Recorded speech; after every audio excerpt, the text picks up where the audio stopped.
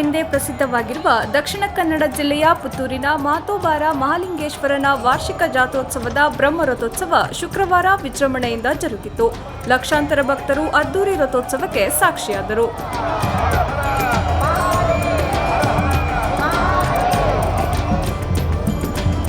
ಹೂವಿನ ಅಲಂಕಾರ, ಬಣ್ಣ ಬಣ್ಣದ ವಿದ್ಯುತ್ ದೀಪಗಳಿಂದ ಕಂಗೊಳಿಸುತ್ತಿದ್ದ ದೇವಸ್ಥಾನಕ್ಕೆ ಬಂದ ಭಕ್ತರು ಹರಕೆ ಕಾಣಿಕೆ ಸಮರ್ಪಿಸಿದರು.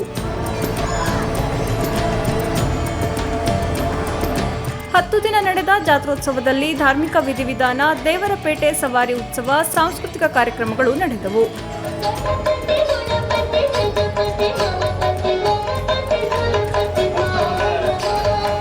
ಬೇರೆಲ್ಲ ದೇವಸ್ಥಾನಗಳಲ್ಲಿ ಭಕ್ತರು ದೇವರನ್ನು ಕಾಣಲು ಹೋದರೆ ಇಲ್ಲಿನ ಮಹಾಲಿಂಗೇಶ್ವರ ಭಕ್ತರಲ್ಲಿಗೆ ಹೋಗುತ್ತಾರೆ ಎಂಬುದು ಇಲ್ಲಿನ ಭಕ್ತರ ನಂಬಿಕೆ.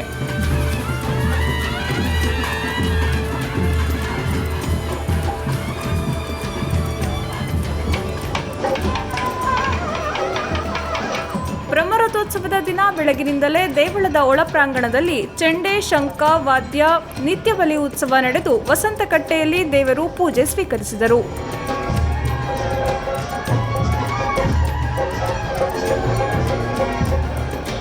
ಸಂಜೆ ಬ್ರಹ್ಮರಥೋತ್ಸವ ವಿಧಿವಿಧಾನಗಳು ನಡೆದವು.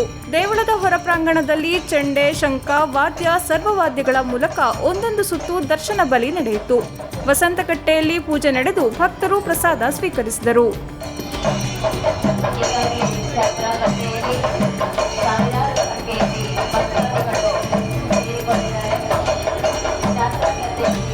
ಬಲ್ನಾಡು ದಂಡನಾಯಕ ಉಳ್ಳಾಲ್ತಿ ದೈವದ ಭಂಡಾರದ ಜೊತೆಗೆ ದೇವರು ದೇವಳದ ಸುತ್ತ ಪ್ರದಕ್ಷಿಣೆ ಹಾಕಿದರು. ನಂತರ ಕಾಜು ಕುಜುಂಬ ದೈವದೊಂದಿಗೆ ದೇವರು ರಥಬೀದಿಗೆ ಆಗಮಿಸಿ ಬ್ರಹ್ಮರಥ ಏರಿದರು.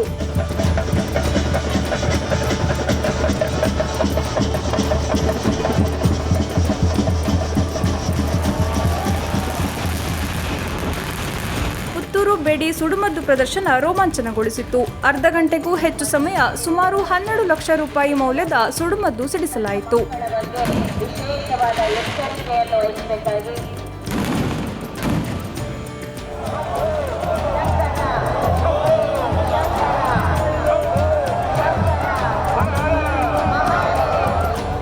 ನೆರೆಯ ಸುಳ್ಯ, ಕಡಬ, ಬೆಳ್ತಂಗಡಿ, ಬಂಟ್ವಾಳ, ಮಂಗಳೂರು ಸೇರಿದಂತೆ ಹೊರ ತಾಲೂಕುಗಳು, ಕೇರಳದ ಕಾಸರಗೋಡಿನ ಭಕ್ತರು ಬ್ರಹ್ಮರಥೋತ್ಸವ ಮತ್ತು ಸುಡುಮದ್ದು ಪ್ರದರ್ಶನದ ವೈಭವ ವೀಕ್ಷಿಸಿದರು.